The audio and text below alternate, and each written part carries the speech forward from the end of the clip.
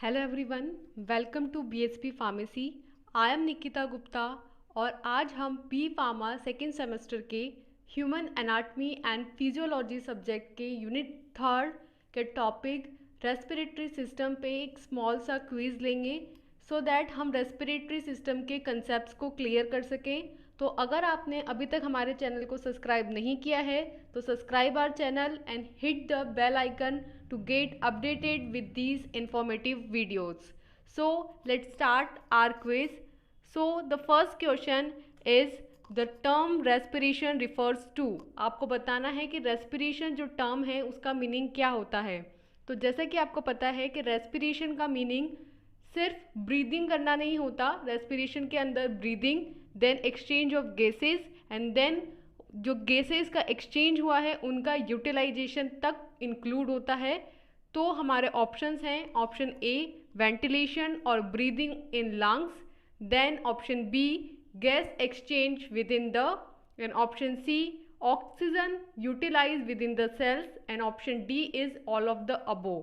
तो जैसा कि मैंने कहा कि रेस्पिरेशन के अंदर ब्रीदिंग से लेकर मीन्स की exchange of gases in the nasal pathway, then exchange of gases in the alveoli and then utilization of this gas that is oxygen in the cells, तीनों प्रोसेसेस इंक्लूड होती हैं। तो correct option will be all of the above. Then the second question is a structure that is not a part of respiratory system. हमें इन चार options में से ये बताना है कि कौन सा जो स्ट्रक्चर है वो रेस्पिरेटरी सिस्टम का पार्ट नहीं है। सो हमारे ऑप्शंस हैं option A nasal cavity, option B pharynx, option C trachea and option D is oesophagus. So जैसा कि आपको पता है कि नेजल कैविटी, फेरिंग्स और ट्रेकिया रेस्पिरेटरी सिस्टम का पार्ट होता है, जबकि ईसोफेगस जो होता है वो डाइजेस्टिव सिस्टम का पार्ट होता है, रेस्पिरेटरी सिस्टम का पार्ट नहीं होता है। इसलिए correct option is oesophagus. Then the third question is which of the following does not apply to the trachea or bronchi?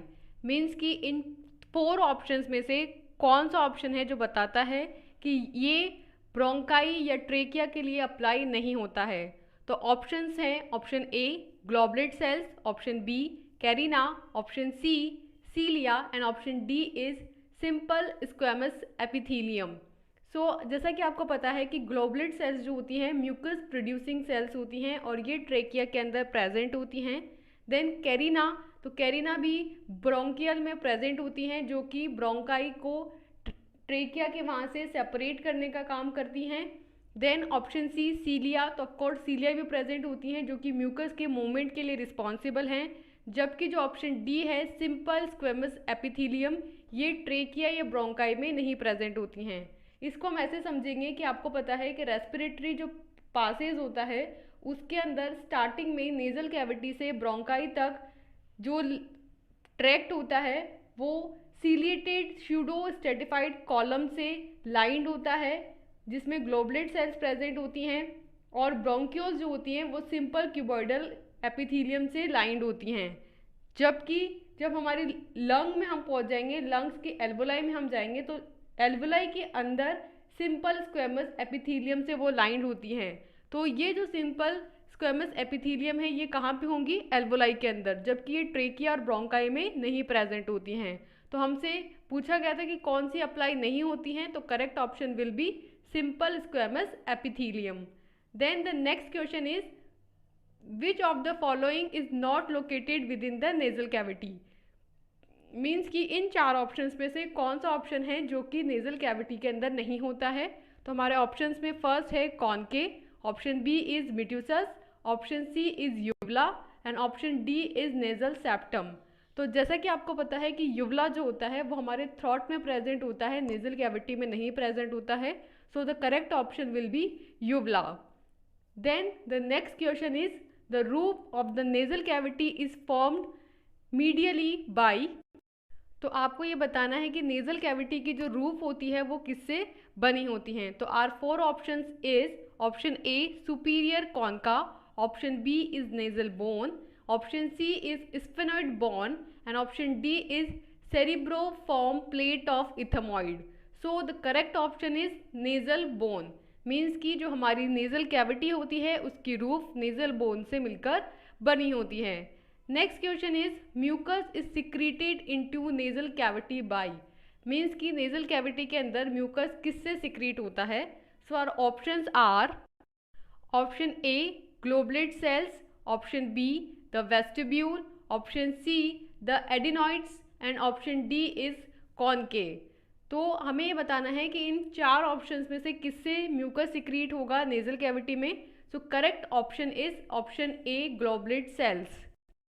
तो जैसा कि आपको पता है कि ग्लोबुलेट सेल्स जो हैं म्यूकस प्रोड्यूसिंग सेल्स होती हैं और ये नेज़ल कैविटी में प्रेजेंट होती हैं। तो करेक्ट ऑप्शन हुआ हमारा ग्लोबुलेट सेल्स।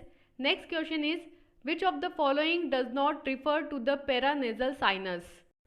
सो इस क्वेश्चन में हमें बताना है कि इन चार ऑप्शंस में से कौन सा ऑप्शन है जो कि पैरानेज़ल साइनस से रिलेटेड नहीं है। सो हमारे ऑप्शंस हैं option A maxillary, option B pituitary goitre, option C sphenoid and option D is frontal.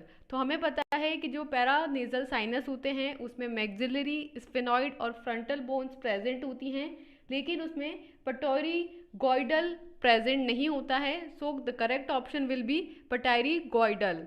Then the next question is a children who is persistent mouth breather because of blocked air passage in the nasopharyngeal probably has, means कि एक children है, एक बच्चा है जिसको मुंह से सांस लेना पड़ रहा है क्योंकि उसका जो एयर पासेज है, जो उसकी नेजोफेरिंग्स है, उसमें एयर का पासेज ब्लॉक हो गया है। मीन्स कि वो नाक से सांस नहीं ले पा रहा है, इसलिए अब उसे मुंह से सांस लेनी पड़ रही है। तो ऐसे बच्चे को बेसिकली क्या हुआ होगा। तो option A is palatine tonsils, option B is nasal meatuses, option C is paranasal sinus and option D is pharyngeal tonsillitis. So the correct option is palatine tonsils. तो जब किसी बच्चे को पैलेटाइन टॉन्सिल्स हो जाते हैं तो बेसिकली उसको जो उसका नेज पाथ होता है उसमें प्रॉपरली एयर नहीं जा पाती है, इसलिए उसको मुंह से सांस लेनी पड़ती है। So the correct option is palatine tonsils. Next question is the Adam's apple is referred to as. तो जैसा कि आपको पता है कि एडम्स एप्पल प्रेजेंट होता है मेल्स और फीमेल्स के अंदर, और मेल्स के अंदर उसका साइज जो है थोड़ा ज़्यादा होने की वजह से एक उभार की तरह आपको गले में देखने को मिलता है, जिसे एडम्स एप्पल बोलते हैं। सो ये एडम्स एप्पल कहाँ यूज़ किया जाता है, कहाँ पे ये प्रेजेंट होता है। So the options are option A trachea, option B is thyroid cartilage, option C is larynx and option D is epiglottis. तो the correct answer is option C larynx. तो लैरिंग्स के अंदर एडम्स एप्पल प्रेजेंट होता है जो कि mails के अंदर आवाज़ के भारी होने के लिए रिस्पॉन्सिबल होता है। Then the 10th question is the vocal folds are attach to.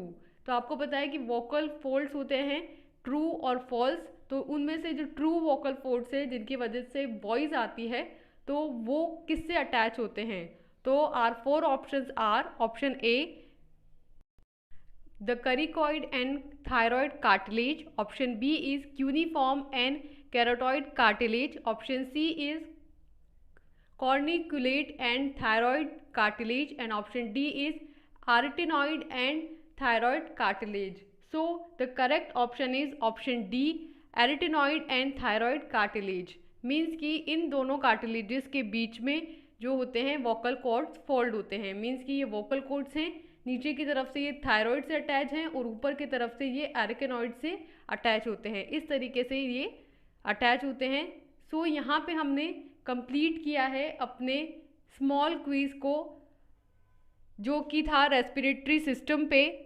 I hope so आपके जितने भी डाउट्स हैं इस टॉपिक से रिलेटेड वो कंप्लीट हुए होंगे और आपको ये इसके कॉन्सेप्ट्स जो हैं वो क्लियर हुए होंगे। So thank you so much guys. आपको ये वीडियो कैसा लगा आप कमेंट सेक्शन में ज़रूर कमेंट करके बताएं और ये कितना इन्फॉर्मेटिव रहा ये भी बताएं।